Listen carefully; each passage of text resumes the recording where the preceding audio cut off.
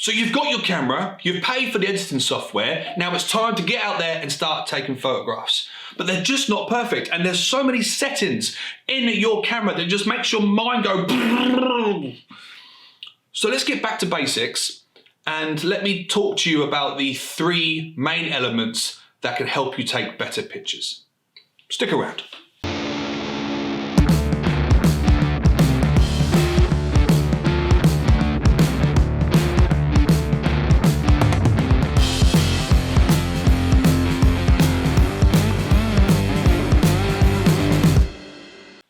What's up everybody, welcome back to another video here at Benham Media. My name is Nathan and it's an absolute pleasure to see all of your wonderful faces today. Thank you so much for clicking on that thumbnail.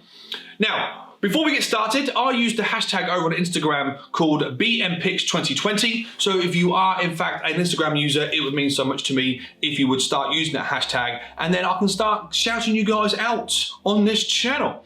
Also about this channel, if you have not yet, now is the time to subscribe. It would mean so much to me and it would help me grow within the platform of YouTube. So go straight down there and hit the subscribe button. That way you can stay up to date for every time we upload a video.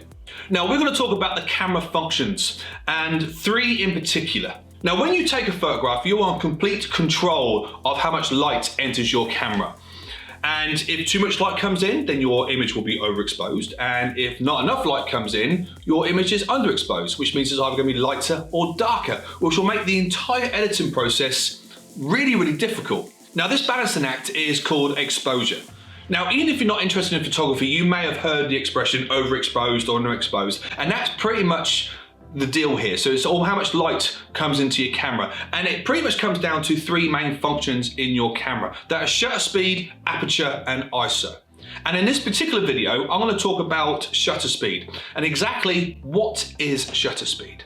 Now you might think that exposure all sounds a little bit sciencey, and technically it is. But once you've got your head around these 3 functions and how to sort of juggle them, your ability to create better photographs becomes a whole lot easier.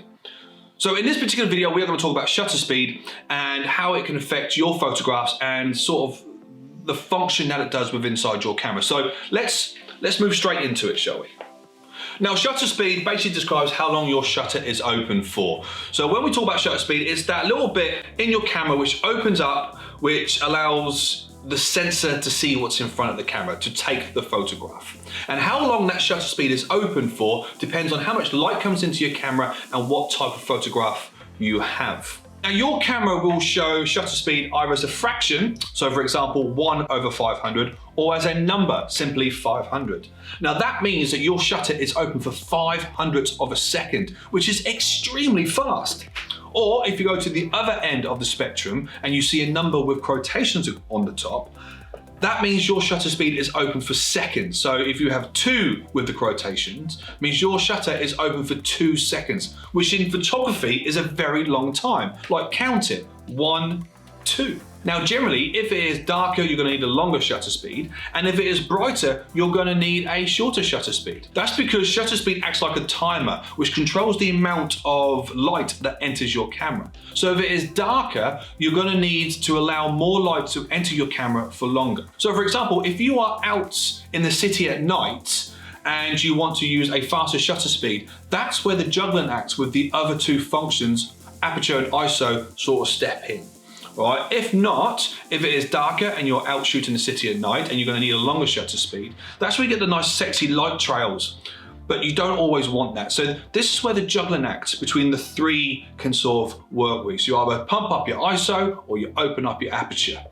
But let's concentrate just mainly on shutter speed at the moment, because if we take the exposure side away from it, this is where shutter speed can get very, very sexy, because it can also create 2 types of different photographs. So let's nip into that for a second.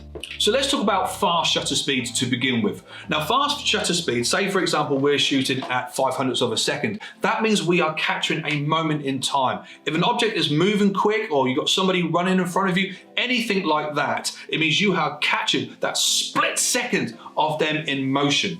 Now I've used this fidget spinner for an example, and I shot this first photograph at 5/100 of a second.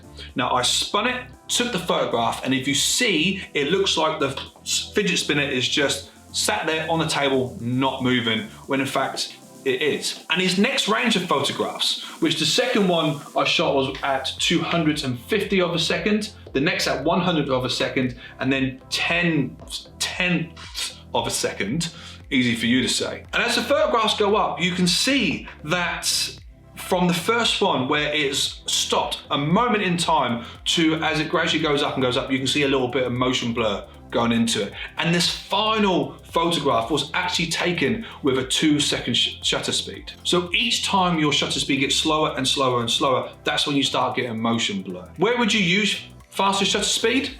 Generally in most aspects of photography. You want that sharp image, you want that moment in time, you want to capture that particular shot right as it stands. So if you are using a fast shutter speed and your viewfinder is too dark, that is where you play with the ISO and also the aperture. But if you want to go on the other side and you want to use a slower shutter speed, that is where the term long exposure photography comes into. That is where you get the motion blur. And you can get some sensational photographs like this. That's where you get these sort of like the traffic lights going up and down, or you get those wonderful sort of like little lines going across, those light trails, and they are brilliant. Even to the fact where I've started taking some long exposure portraits, which again gives it a very, very ghosty feel. So between the two of them, they act really, really well. So depending on the type of photographs that you want, if you want to get that quick, sharp image either in the night or in the day, you of course will have your shutter speed up very, very quickly. But if you want to start doing some long exposure photography, that is again when you can start slowing your shutter speed down, and then you get the light trails, then you get that wonderful sort of glossy look that the water has when you take your photograph. And again, you need to use the other two functions of ISO or the aperture to try to balance the amount of light that comes in to your camera. Something else which works well when you are trying to take long exposure photographs, for example, in the day, is of course the ND filter, which I've spoken about a few times, and it's like a sunglasses that screws onto the front of your lens. So if you are taking a day photograph of, say, a river rolling down a waterfall, but your exposure is just too much because you want that long shutter speed, whack an ND filter onto your camera. That way you can sort of limit the light that is filtering into your camera, and it helps a little bit like that as well. So if you are looking to do long exposure shots, I would recommend getting a ND filter. But if not, and you just want to go out there and take some really, really quick fire photographs, your shutter speed obviously you want nice and high, and then play around with your aperture or ISO. Now, aperture and ISO we'll go into more detail in my other videos. So if you are in fact interested in anything like that, please do consider subscribing to the channel and stay up to date with everything that we're doing. But for now, that is it for this video. I hope you found it interesting. I hope you found it informative. If you have, please let me know in the comments below, and I look forward to seeing you next time. Don't forget to use the hashtag BMPics2020 over on Instagram. And guys, until then, thank you so much for watching. I've been Nathan, you've been sensational. Thank you and goodbye. Mwah, mwah, mwah, mwah.